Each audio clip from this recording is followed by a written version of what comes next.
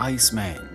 इस कहानी की शुरुआत में आर्कटिक की ठंडी जगह पर एक गुफा के अंदर कुछ रिसर्चर्स को एक जमा हुआ क्रीचर मिलता है जिसे वो बर्फ के साथ ही काट कर अपनी लैब में ले आते हैं। यहाँ रिसर्चर्स को पता चलता है कि ये 40,000 पुराना क्रीचर है, इसीलिए यहाँ पर स्टैनली नाम के एक एंथ्रोपोलॉजिस्ट को बुलाया जाता है। एंथ्रोपोलॉजिस्ट उन्हें कहा जाता है जो पुराने जीवन और नए जीवन के ऊपर रिसर्च करते हैं। और अब जल्दी यहाँ पर सबको पता चलता है कि बर्फ के इस टुकड़े के अंदर जो क्रीचर है दरअसल वो एक इंसान है जो पिछले 40,000 सालों से बर्फ में जमा हुआ है। ये सुनकर सबके सब बहुत एक्साइटेड हो जाते हैं क्योंकि ये एक बहुत बड़ी खोज है। ये तय करते हैं कि ये आइसमैन की बॉडी के टुकड़े करके अलग अलग लैब में भेजेंगे ताकि उस पर ज्यादा से ज्यादा रिसर्च हो सके। जल्दी ये बर्फ को पिघलाकर आइसमैन को बाहर निकाल लेते हैं, जिसके बाद ये उसकी बॉडी को चेक करते हैं। इन्हें पता चलता है कि उसकी बॉडी के सेल्स ज्यों के त्यों है, वो सब के सब एक्टिवेटेड है। साथ ही उसका ब्रेन भी पूरी तरह से ठीक है। अब ये उसे रिवाइव करना चाहते हैं, इसीलिए उसकी हार्ट पर इलेक्ट्रिक शॉक देते हैं और जल्दी आइसमैन जिंदा हो जाता है। लेकिन आइसमैन जब अपने चारों तरफ सभी को मास्क के साथ देखता है तो वो डर जाता है। वो इनसे छूटने की कोशिश करता है। हालांकि ये उसे नींद का इंजेक्शन लगाने की कोशिश कर रहे होते हैं, लेकिन वो बहुत ज्यादा हिल रहा होता है। और तभी स्टैनली समझ जाता है कि मास्क देखकर वो डर रहा है, इसीलिए वो अपना मास्क हटा देता है, जिसके बाद वो आइसमैन शांत हो जाता है और उसे बेहोश कर दिया जाता है। यहाँ पर जितने भी साइंटिस्ट है वो सब के सब बहुत खुश है क्योंकि एक बहुत बड़ी खोज है। यहीं पर डॉक्टर डियाना भी होती है। वो कहती है कि इस खोज के बाद हमें पता चल चुका है कि इंसानों की बॉडी को हजारों साल तक फ्रीज करके रखा जा सकता है। इसीलिए वो पेशेंट जिनकी बीमारी का इलाज नहीं है उन्हें हम फ्रीज करके रख सकते हैं और जब भविष्य में उनकी बीमारी का इलाज आ जाएगा तो हम उन्हें ठीक कर सकते हैं। ये साइंस की मेडिकल की दुनिया में एक चमत्कारी आविष्कार होगा और ऐसा करने के लिए इन्हें आइसमैन के ऊपर एक्सपेरिमेंट करने होंगे, रिसर्च करना होगा, उसके डीएनए को समझना होगा कि कैसे वो 40,000 सालों तक फ्रीजिंग टेम्परेचर में भी जिंदा रह सका। पर स्टैनली इन सब से सहमत नहीं होता। वो कहता है कि हमें आइसमैन की जीवन शैली को, उनके कल्चर को समझना होगा ताकि हमें पता लग सके कि कैसे मुश्किल हालातों में भी उनकी बॉडी एडजस्ट हो जाती थी। इसके लिए हमें आइसमैन को उसी माहौल में रखना होगा जिस माहौल में वो रहा करता था, यानी कि जंगल में।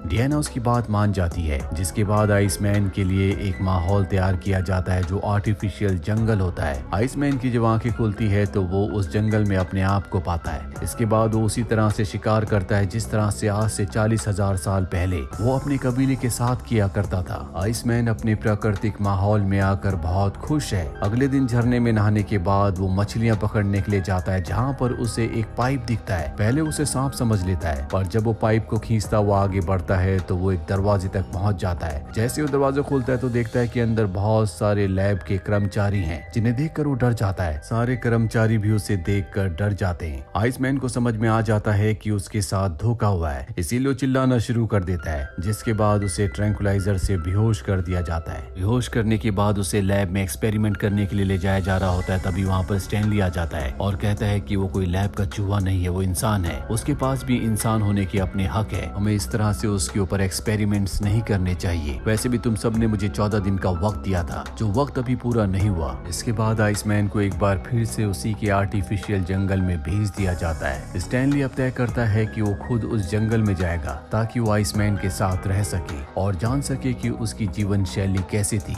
कैसे पुराने लोग इतने ज्यादा ताकतवर थे, कैसे वो आग की गर्मी को और शरीर को जमा देने वाली ठंड को बर्दाश्त कर लिया करते थे। अगले दिन वो आइसमैन के पास जाता है। आइसमैन उसके ऊपर हमला कर देता है, पर आइसमैन देखता है कि वो उसी की तरह है, इसीलिए वो उसे छोड़ देता है क्योंकि आइसमैन को वो बिल्कुल भी खतरनाक नहीं लगता। इसके बाद आइसमैन स्टैनली से कम्युनिकेट करने की कोशिश करता है, लेकिन आइसमैन की भाषा पूरी तरह से अलग होती है जिसे स्टैनली समझ नहीं पाता और इशारों से ये एक दूसरे को बहुत सारी बातें समझाते हैं। साथ ही यहाँ पर एक लैंग्वेज एक्सपर्ट को बुलाया जाता है जो कि आइसमैन की भाषा को, उसके इशारों को समझ सके। दरअसल इस एक्सपर्ट को बहुत सारी पुरानी भाषाओं का ज्ञान है। वहीं स्टैनली और आइसमैन की धीरे धीरे बॉन्डिंग बहुत अच्छी हो जाती है। एक रात को दोनों एक साथ गाना भी गाते हैं। पर यहाँ पर जितने भी साइंटिस्ट हैं वो किसी भी कीमत पर जानना चाहते हैं कि आइसमैन 40,000 सालों तक फ्रीजिंग टेम्परेचर में बर्फ के अंदर जिंदा कैसे रहा। इसीलिए बेहोश करके वो उसे लैब के अंदर लाते हैं, जहाँ उसे एक चेम्बर में डाला जाता है और चेम्बर का टेम्परेचर धीरे धीरे कम किया जाता है। पर जैसे जैसे टेम्परेचर कम होता है आइसमैन की हार्ट रेट भी कम होना शुरू हो जाती है और एक पल ऐसा आता है जब उसकी हार्ट रेट ऑलमोस्ट रुक जाती है। पर इससे पहले कि उसकी मृत्यु होती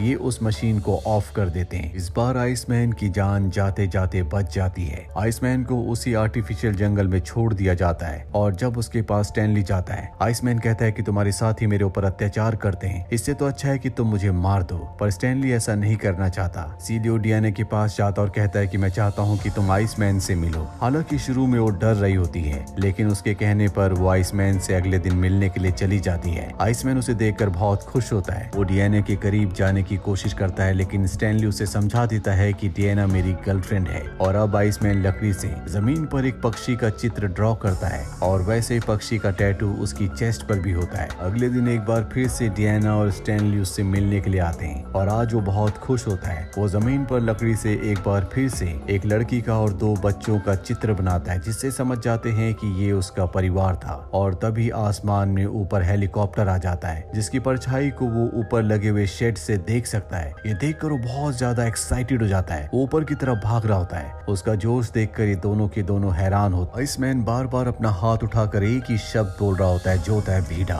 उसे देखकर ऐसा लगता है कि जैसे वो किसी की प्रार्थना कर रहा है। स्टैनली यहाँ से हेलीकॉप्टर को जाने की कमांड देता है। हेलीकॉप्टर के जाने के बाद भी आइसमैन सिर्फ हेलीकॉप्टर के बारे में सोच रहा होता है। स्टैनली अब जानना चाहता है कि भीड़ा का मतलब क्या है, इसीलिए यहाँ के लोकल लोगों से भीड़ा का मतलब पूछता है, जिस पर उसे बताया जाता है कि ये एक मिथिकल बर्ड का नाम है, जिसे गॉड का मैसेंजर कहा जाता है, जो इंसानों को उनके कर्मों के हिसाब से स्वर्ग या नर्क ले जाता है। यहाँ पर स्टैनली समझ जाता है कि आइसमैन हेलीकॉप्टर को वही मिथिकल बर्ड समझ रहा था, इसीलिए वो भीड़ा कहकर उसकी प्रार्थना कर रहा था। उसे ये भी समझ में आ जाता है कि अपने वक्त में यानी कि आज से 40,000 साल पहले आइसमैन बहुत ही स्पिरिचुअल रहा होगा और जब आइस एज की शुरुआत हुई तो वहाँ के जानवर और लोग मरने लगे, जिसके बाद आइसमैन ने अपने आप को गॉड को ऑफर किया ताकि उसके बदले गॉड उसके सभी लोगों को छोड़ दे, उसका ट्राइब बच जाए। इसीलिए एक गुफा में समाधि पर चला गया, जिसके बाद ठंड बढ़ने की वजह से वो वहीं पर जम गया और अगले 40,000 सालों तक बर्फ के अंदर जमा रहा और आज भी वो जिंदा है। वही हमें आइसमैन को दिखाया जाता है, जो हेलीकॉप्टर वाले इंसिडेंट के बाद अब स्टैनली से बात करना भी बंद कर देता है। वो अपने शरीर पर किसी तरह के चिन्ह बनाता है। दरअसल वो एक बार फिर से समाधि में जाना चाहता है, क्योंकि उसे नहीं पता कि जब आखिरी बार वो समाधि में गया था तो उसके बाद अब 40,000 साल बीत चुके हैं। हालांकि यहाँ पर हर कोई उसकी मदद करना चाहता है, लेकिन उसकी मदद कैसे की जाए किसी को कुछ नहीं पता।